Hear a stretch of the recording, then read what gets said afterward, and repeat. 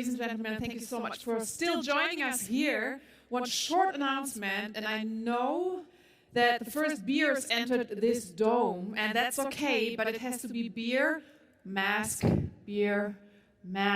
Everybody please wear your masks, okay? Thank you. Now, we want to continue now. Sören gave a little teaser this morning already with Sixt. You remember this little girl with the finger up, and I'm not going to tell you again what was on that finger. It seems like hours ago, it was hours ago, but right now we have with us the CTO of Sixt, Dr. Klaus Kolitz.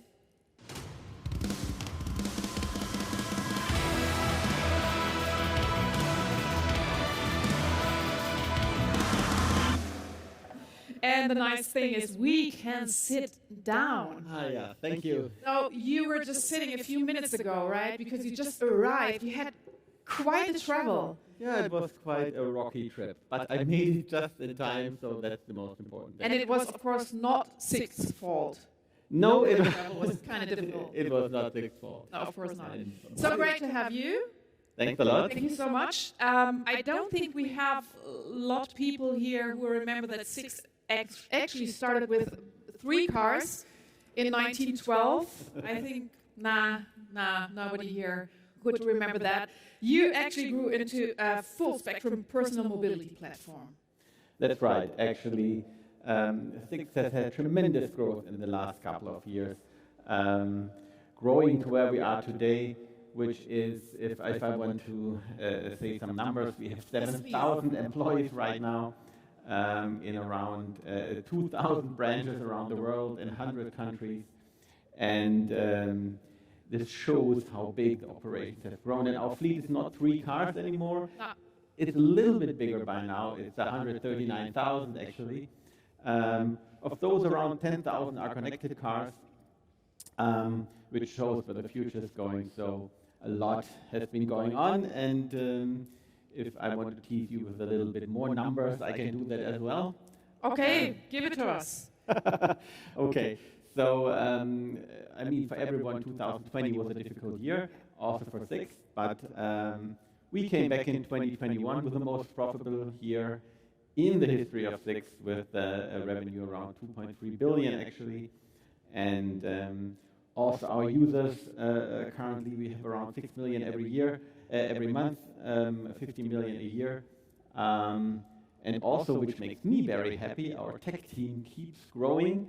We by now have around 800 people in tech, around 3 locations in the world, Bangalore, Kiev, and Pullach near Munich. And it shows how tremendous this investment is. And you might have also heard the sentence from the Sixt family that Sixt by now is a tech company with an attached car rental. And while this, of course, is a bit humorous, it's not too far off from reality, actually. But just like other companies, where do you get all these skilled people from? Yeah, it's a challenge. I mean, everyone knows that hiring skilled people is difficult, but so far we managed quite well. And of course, one of the key is to distribute it a bit. That's why we also have different locations, especially also different tech locations. And they're also from all over the world. We, of course, also hire globally, like everyone in IT right now. And so far, it has always worked quite well. We always grow a lot. We are able to hire the people, and I need to sell also the board every year. For new people we need, and so far, they still always have been improved. And I think we also need them because we all know that the future is very much driven by technology, and that, of course, means you need all of these qualified people. Could you take us just like step for step through this transformation process? Like, how did you actually digitize mobility? Yes. Actually, the biggest step in recent times was 2019, beginning of 2019, actually. That's when you joined, right? That's when I joined, exactly. Yeah. So also my predecessors, of course, also did a good job, so can't deny that. So their Sixt launched their new app, and also their new One mobility platform. And this was the biggest step forward in the sense that this brought all of our mobility products together in one easy-to-use app.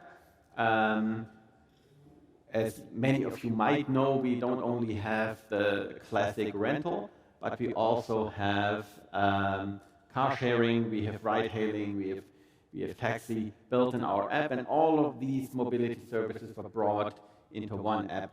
And this, of course, helped tremendously also ease mobility for the people. It helped us, it helped the consumer. And during the pandemic, we added on another product, the Sixt Plus, which is a car subscription business. So that means we pretty much offer all mobility services there are. And, which is also important, Sixt doesn't only want to be a provider of mobility, but also a platform for mobility, which means we also partner with a lot of companies to extend our services. And this goes both ways, actually. We, for example, partner with Shuttle, which is a Dutch company, which offers all of our mobility services to their customers. And the other way around, we add on mobility services to help our customers. For example, we have a cooperation with Tier, which is these scooters you see everywhere around. Of course, one or the other might be a bit annoyed by them, but there is a good reason to have them sometimes. And our newest integration is actually the next bike integration, which means you can also now, if you want to do something for yourself and still be mobile, you can also pick up a bike and complement your personal mobility. And one thing we can also talk about, of course, is the cooperation we have with Mobileye, this Intel subsidiary, which offers autonomous driving. And with them in cooperation, we want to offer the first fully autonomous taxi service in Munich by the end of this year. This year, right? Yes.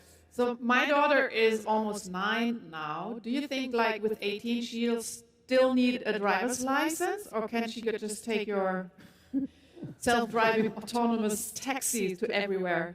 That's actually a very good question. I also have a daughter which is 10. Yeah. So the same question, do we now need to tell the grandparents to save money for the driver's license? And I personally think by the time they are 18, they probably can still do it, and there's probably still some driving which you can do yourself, but it's probably more of an option. I think most people will probably choose not to do that. Why should they, huh? If they can just, yeah. We can see it already now, right, that the amount of young people thinking about their driver's license is declining. So I think by the time they are 18, it's probably for the few people who really want to drive themselves. Yeah, but already talking about autonomous driving, one big topic also is, you were talking about the e-scooters. I had a conference a few weeks ago, and a guy was showing like how they hacked these e-scooters. So what about the topic of security? What part does it play for you?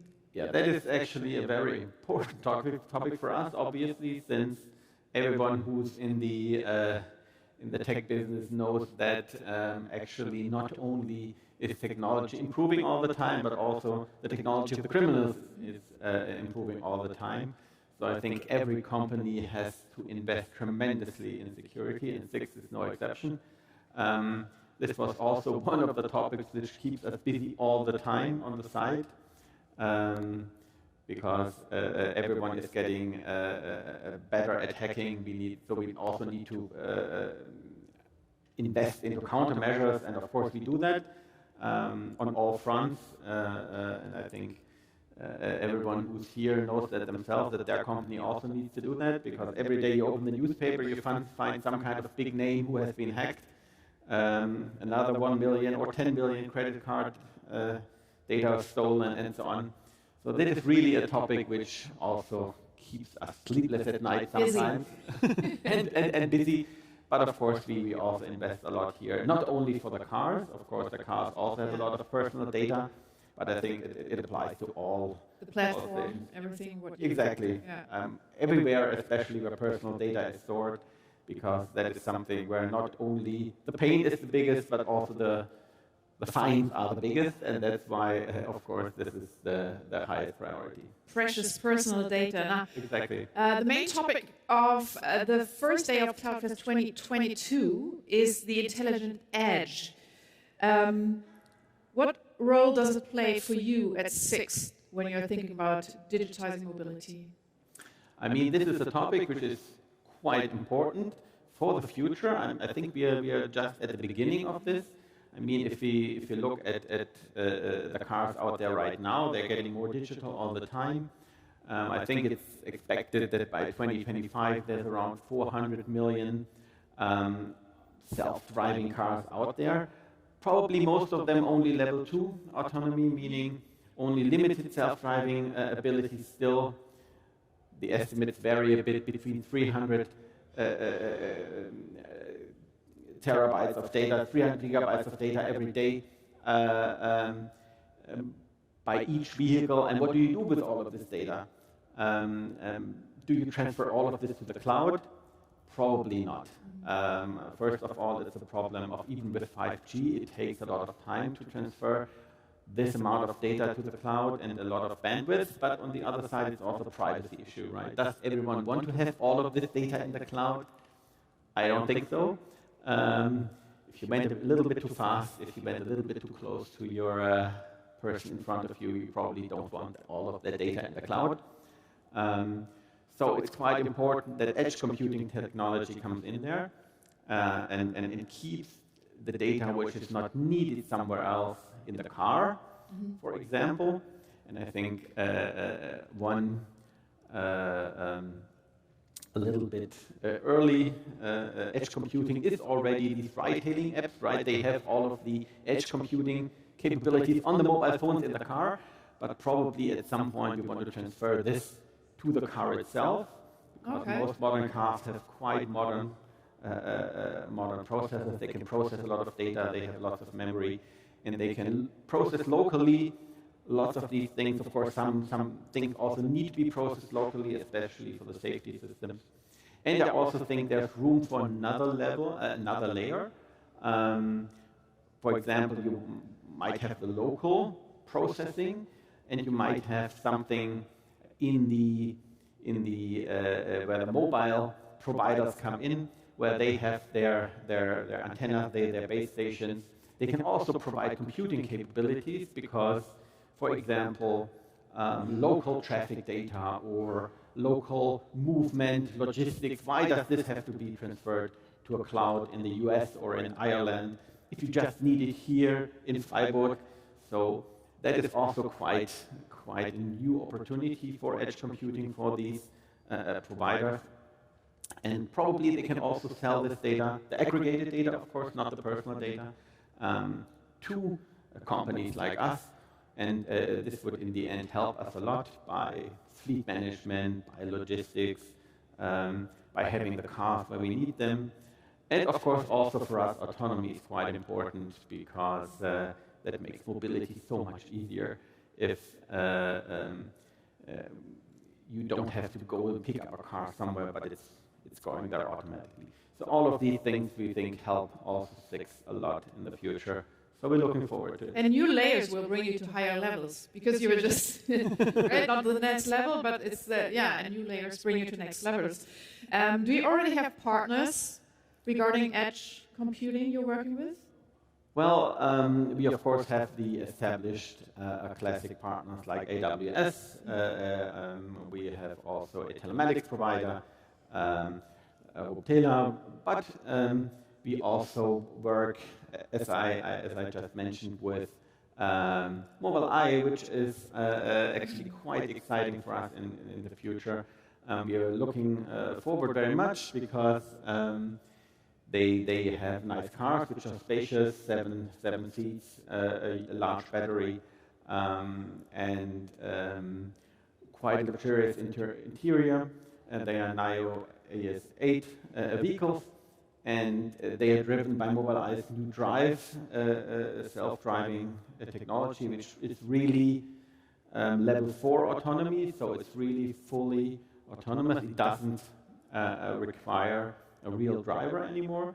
And it is also redundant, which is, I think, quite important for safety, especially since we're doing this in Germany, and we know the Germans always want things to be very, very safe. And in this system, safe, fast, easy. Exactly. And in contrast, for example, to Tesla, who only relies on cameras, this system has actually two subsystems which are redundant. One is based on cameras, the other is based on sensors like radar or LiDAR. And that makes it especially safe. And of course, we at Sixt also want these passengers to be quite safe.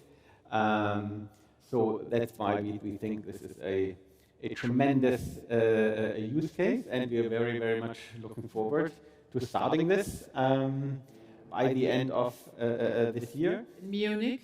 In Munich, exactly. I think it's also happening in Israel, but we are, of course, doing it in Munich with Sixt. And I think this might raise the question if this is even good for Sixt, or why does Sixt do that? Thank you. Just take the question. Because does anyone need Sixt? If we self-driving cars, if we self-driving taxi, what do we need Sixt for? So we believe actually that this is a driver for our business. Because even if the car has no driver, you still need the car.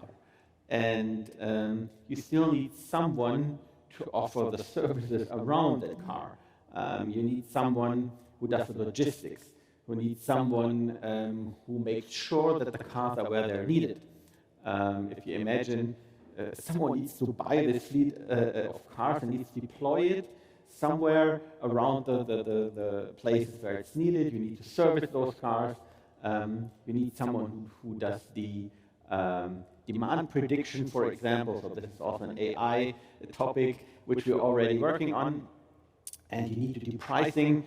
You need to make sure that this is profitable in the end. So all of these things we think ask for a mobility provider. And yes, Sixt will be needed. Exactly. So even in the new autonomous world, we think that someone who has a lot of experience with mobility can do all of these things already, will actually accelerate this process and drive it into the future. And that's why we're so excited about it. And you're also known as a company who is always willing to take on challenges, because this pandemic wasn't the first challenge, economic challenge as well for you. So sometimes it feels a bit like you're reacting quite fast, just like a startup. Is Sixt like, is there, I don't know, a turn like every 10 years you turn back into a startup to figure out all this new stuff? No, but actually Sixt feels a little bit like a startup. Actually, I came to Sixt from Trivago, which is a startup, and I actually expected Sixt to be very different than Trivago, but in the end, I was very wrong. It's very similar to Trivago, and every day I have a déjà vu and think, I didn't expect that to happen. And actually, part of this is really that the DNA of the company is really innovative. Like corporations often have an innovation lab, team, whatever. Do you? No, we don't need that, because the innovation comes from the teams, and there's a lot of people who are very passionate, who think about the business and who want to drive it forward. And there's actually many of the initiatives we're doing came from the organization, from the technology organization. For example, one of the people working at Sixt said to the board, you know, the counter software we're having, that looks like in the 1980s. That is no good anymore. We need to do that better. And then the board said, now, why is that? It works well. It has worked very well the last 30 years. So never change a winning team. Exactly. But then they convinced them, no, actually, this has a huge effort for new people to get into it. And they're so busy with running the software, they can't really upsell cars anymore. So in the end, they got the green light and they built this really new modern counter software. But this is just one example. There's many other topics which come from the organization, and also the passion, the drive, the independence of people I've met there is quite a startup-like, and it has enabled Sixt to get through crisis quite well, because also they react fast. They don't wait until the problem has already exploded, so to speak, but they react fast, proactively, and they're also very flexible. They don't stick to a 10-year plan and run it to the end, but they react fast. And I think that's sometimes a bit puzzling for people who haven't worked in a startup. Also, when I was at Trivago, people were always asking, where's the plan? Why don't you have a 5-year plan? Where is it? And even if there is a plan, you have to be flexible to change it. Exactly. That's the problem with plans, that you have that tendency to stick to it no matter what happens, and that's usually not a good thing. But to stay flexible, to adapt, that is what makes a startup successful, and also what makes it successful. And though you don't have an innovation lab, you have a great marketing team, because all these campaigns, I mean, I remember a lot of German ones, but also looking for irresistible people to work for us. I mean, I just love that. There's so much great stuff going on at Sixt. That's right. I think the advertisement is something which most people know about. You are in it. You're also very flexible, reacting really fast. Absolutely. And I think it's also a bit in the DNA of Sixt, right? If you go into the office, they have also some humorous signs all around. Like the fire siren has a sign to it, the only one making alarm is me, something like that. So it's quite ingrained in the DNA, but also I think this is something which helps Sixt build its brand, right? It doesn't have a tangible product, but a disembodied product. So that means they need to create some magic around it and build the brand, and that's what all of this advertisement does. And actually, even 20 years before I even considered joining Sixt, I knew this ads very well. I knew this big elephant, giraffe kind of creature which is sitting at the airport, Düsseldorf, and probably some other airports as well, because that sticks to your mind. And I think when you do that, that helps building the brand, and for Sixt, this also helped create tremendous value for the brand. I think they made some research, and it came out that the brand is valued at 1.2 billion right now, which is a huge increase over the last 5 years. So all this investment into the brand pays for Sixt quite well, because we of course want to also turn customers into fans, and that requires of course people to also identify with you, and these cheeky little ads help, because they are the signature of Sixt. I should have worn orange. I feel really bad right now, because you are a brand, recognizable, funny, with humor, and absolutely. So maybe as a short wrap-up, where is Sixt standing right now, and what is there to expect over the next 5 to 10? You can choose years. Well, I think we're in a very, very good position right now, but it's a starting position. I think many of the mobility of the things which make the mobility of the future are not here yet. And you also see it with the rocky journey I made here. I mean, there is no good alternative available today for many of the problems I encounter today. But we are on the verge of really reaching these topics. The autonomy of the cars, of course, will be the biggest step forward, because it also allows you to have the cars delivered wherever you need it. It makes logistics easier. I mean, we even deliver cars right now, but it's costly and limited, of course. So autonomy is very important. Also, I think this autonomy will continue the trend of people not owning cars anymore, because something Alexander Sixt says all the time, right? We have 50 million cars in Germany. They sit there 23 hours of the day. It's a huge waste of money, and you could spend all this money somewhere else and just use the mobility pay as you go. And also we think that all of the infotainment, the technology in the car needs to evolve greatly, because if you want to use all of these different mobility systems, all these different cars, you ideally want to come in there and the car sets everything to you instead of you having to fiddle around with 10 different infotainment systems. So we think all of these are in the future, and we think that Sixt has a very, very good pole position to be one of the leading mobility providers of the future, and that's why we invest so much in technology. That's why we have all of these people, because otherwise, if I tell some of my friends we have 800 people in tech, then they said, what in the world do all of these people do in a car rental company? And work hard. No, but be innovative. Exactly, but stay up to date. Exactly. If it would be only car rental, then this would be a valid question. But it's much more. It's really showing and designing the future of mobility. The future of mobility. Well, Klaus, you're one of our highlight speakers.